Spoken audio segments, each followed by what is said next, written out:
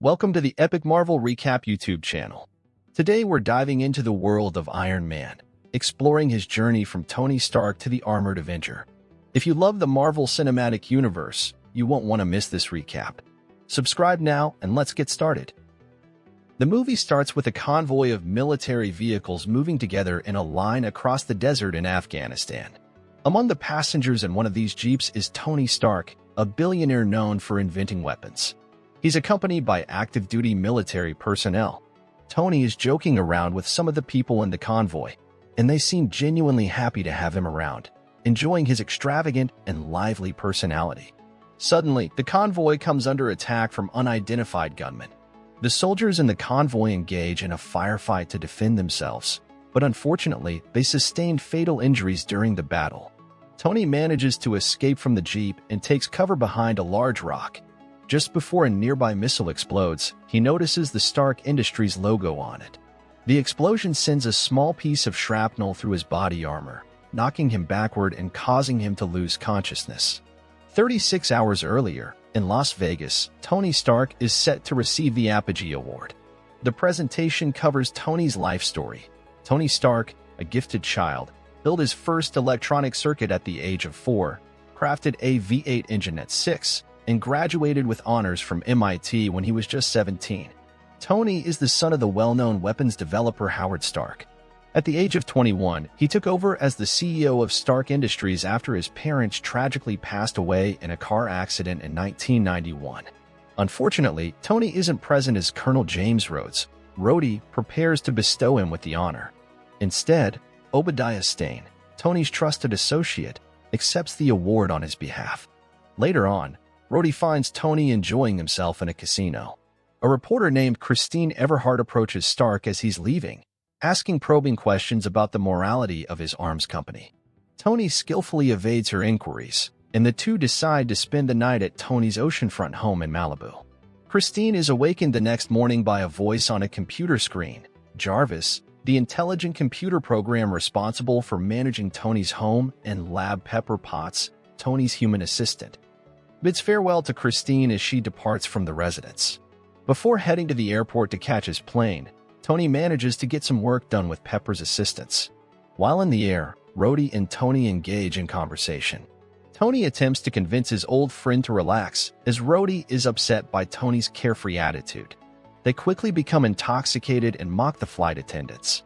Tony travels to an Afghan military outpost to showcase the Jericho, an advanced super missile system developed by his company.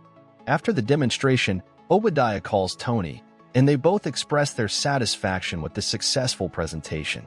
Tony decides to travel separately in a different Humvee, refusing to go with Rhodey. However, the attack mentioned in the story's beginning occurs during this journey. Tony wakes up much later, finding himself in a cave. Strapped to his chest is a makeshift device connected to a car battery. Dr. Holinson, another captive, explains that Tony underwent surgery, but not all of the shrapnel could be removed. To prevent the remaining shards from moving and causing further harm to his heart, Ensign devised a device that acts as an electromagnet. The kidnappers, who belong to a group called the Ten Rings, enter the cave. They demand that Tony build them a Jericho missile, as Ensign translates. When Tony refuses, they torture him by dunking his head in water. A few hours later, the terrorists display a substantial arsenal of weapons, many of which were manufactured by Stark Industries. Although Tony initially gives in and starts building the missile, he has different ideas. Tony simplifies a much larger design used at his company's headquarters to create a smaller version of an arc reactor with the help of Ensign's skilled medical skills and palladium obtained from his weapons.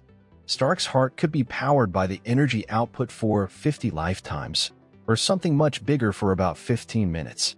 Moreover, it will be enough to prevent the shrapnel in Tony's heart from moving further and causing his death. Ensign briefly introduces himself to Tony before revealing that he was a resident of the Afghan village of Gulmira, which was attacked by the Ten Rings. He's unsure about the well-being of his family. He also mentions meeting Tony at a conference years ago, but Tony was probably so intoxicated that night that he doesn't recall him. Tony appears to have a change of heart after some persuasion. He begins drafting blueprints for a weapon system, an arc reactor-powered armored suit he would wear to fight the terrorists. Raza, The Ten Rings leader interrupts the project and threatens to harm Ensign, believing Stark isn't building the Jericho missile quickly enough. Tony offers to trade Ensign's life for his assistance. Raza grants them one more day to complete the task. Overnight, Tony works feverishly to finish his work. As Ensign secures Tony inside the completed armored suit, he shows him how to exit the cave. While Tony powers up his suit, they set off a grenade inside the cell door to attract the guards' attention. Ensign realizes there won't be enough time. Despite Tony's objections, he takes a gun and goes off to distract the remaining guards. Tony forces his way out of the cave, now fully powered by his suit. The guards try to stop him, but he easily overcomes them by subduing or killing them with the weapon fired deflected by his armor. He also fires a missile from the suit at Raza, who is blinded by the explosion. Stark finds Ensign partially outside the cave, dead from his injuries. Ensign confesses that this was his intent when he sacrificed himself to allow Tony to escape. His family has already passed away, and he will now join them in the afterlife. Tony cries in gratitude to Ensign for saving him. The last advice Ensign gives Stark is not to waste his second chance at life. Tony activates flamethrowers and fires missiles at the remaining terrorists while wearing his suit. As he disarms their arsenal, some of their heavier weapons start damaging his suit. To exit the valley, he propels himself using a makeshift jetpack. His jetpack has problems shortly after he fires it, but he survives a crash in the desert.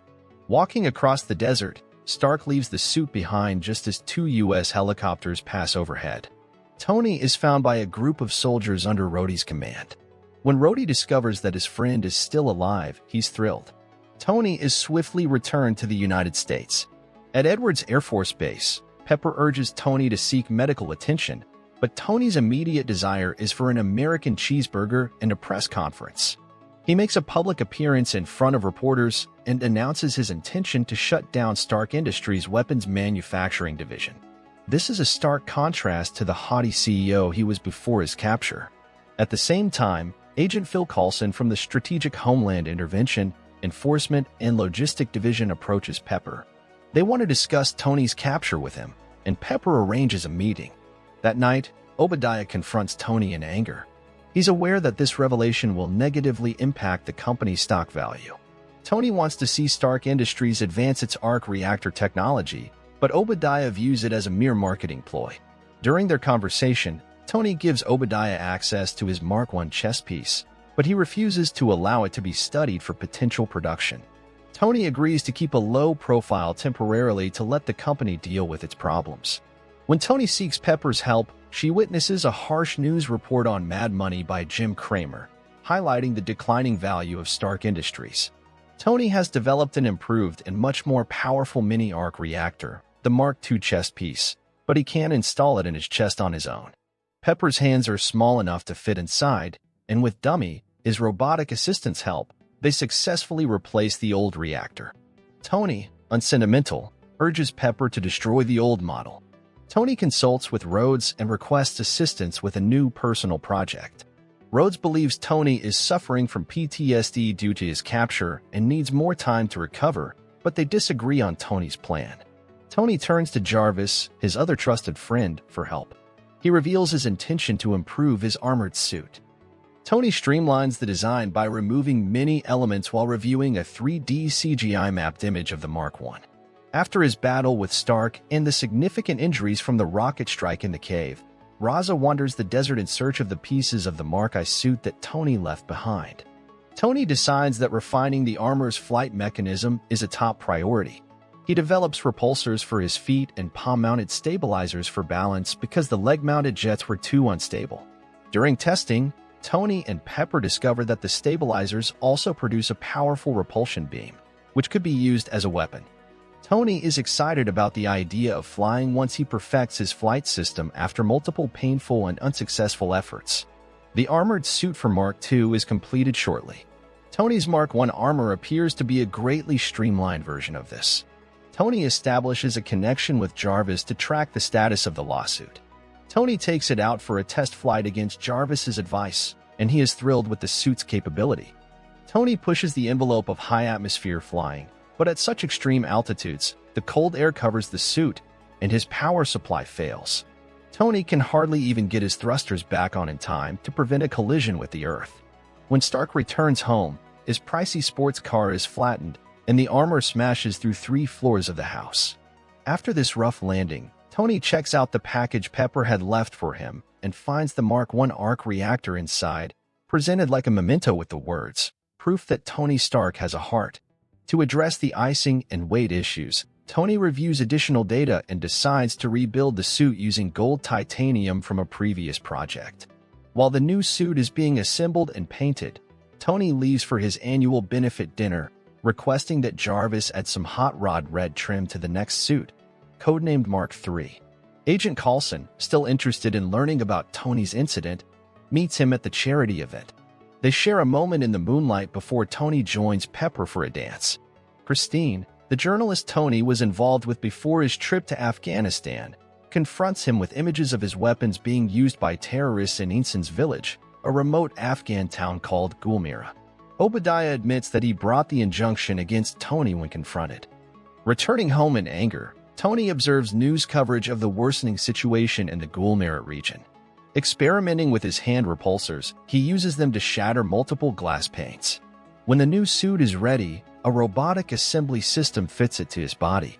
Determined to make amends for his company's mistakes, Tony flies at hypersonic speed to Gulmira. Arriving in Gulmira, Tony encounters terrorists rounding up civilians for abduction and execution. They are no match for his Mark III armor. He quickly disarms the first group of terrorists, eliminating several with his advanced weaponry while ensuring the safety of the innocent people. He leaves the main lieutenant of Raza, the group's leader, alive and defenseless for the villagers to decide his fate. While flying to locate his weapons after being hit by a tank shell, Iron Man crashes. A second shell barely misses him as he stands up. In response, he destroys the tank by firing a mini-missile at it. He destroys the captured Jericho missiles with the palm repulsors he created. Raza arrives just in time to witness the destruction of the weapons. At Edwards Air Force Base, CENTCOM detects Tony while he is in flight and believes him to be a rogue drone. Colonel Rhodes is questioned regarding any recent advancements. When he gets in touch with Tony, he says he has no idea what is going on. Tony is approached by 2 F-22 Raptors in the interim. Even though he tries to outrun them, the jets are too strong for him. When Tony calls Rhodes, he confesses that he is in charge of the unidentified craft. When Tony reveals that the equipment in his new invention is actually himself, Rhodey is appalled and becomes even more enraged than before. One fighter jet strikes Tony, sending him hurtling into the second jet's wing. The pilot's parachute does not open, forcing him to abort. In order to save the pilot, Iron Man, who is still under fire, soars in and opens the parachute just in time. Tony persuades Rhodey to claim that the incident involving the jets was a training exercise. Pepper catches Tony as the robotic system is taking off his suit after he returns home. As the disassembly proceeds less smoothly than the assembly, Tony quips that Pepper has seen him in far worse circumstances. Stane visits the Ten Rings camp in the meantime, revealing that he had paid them to kill Tony and capture him. However, when they made their tape, they discovered Tony's identity and demanded a much higher price. Raza is rendered temporarily paralyzed by a powerful sonic device used by Stane, who also seizes the remaining pieces of the Mark I armor they have gathered. Stane then orders his men to kill every camp inmate. Tony tries to persuade Pepper to assist him because he thinks that the only thing that matters is rescuing the people he has put in danger. Tony's commitment moves Pepper, and she accepts. Using a flash drive that has been configured to copy files from the computer, she enters Obadiah's office. Pepper discovers a terrorist video while going through old files, which indicates that Obadiah was in charge of Tony's apprehension. When Obadiah enters the office, he spots Pepper at the computer, but Pepper is able to conceal her true activity. She exits the office, but Obadiah knows exactly what she was up to as soon as he turns on the computer. While leaving the building, Pepper runs into Agent Coulson and lets him know he can start his interview right away so he can go with her out of the building safely. Obadiah meets with the members of his development team who are creating an armored suit for himself based on the Mark I. Even though they have reassembled the parts, Stark's arc reactor cannot be reduced in size. When the lead developer tells Stane he's not the genius Tony is, Stane loses his anger but eventually gives in. Obadiah understands he only has one more choice. When Stane gets to Tony's house, he uses the sonic weapon to paralyze him. Tony is taunted by Obadiah, who yanks the Mark II chest piece out of his chest, claiming it is the flagship invention of a new era of weaponry. Following his departure, Tony comes to the realization that the preserved arc reactor Pepper gifted him is his only chance of survival. He stumbles into his workshop and almost loses his life trying to get the reactor that Dummy has given him.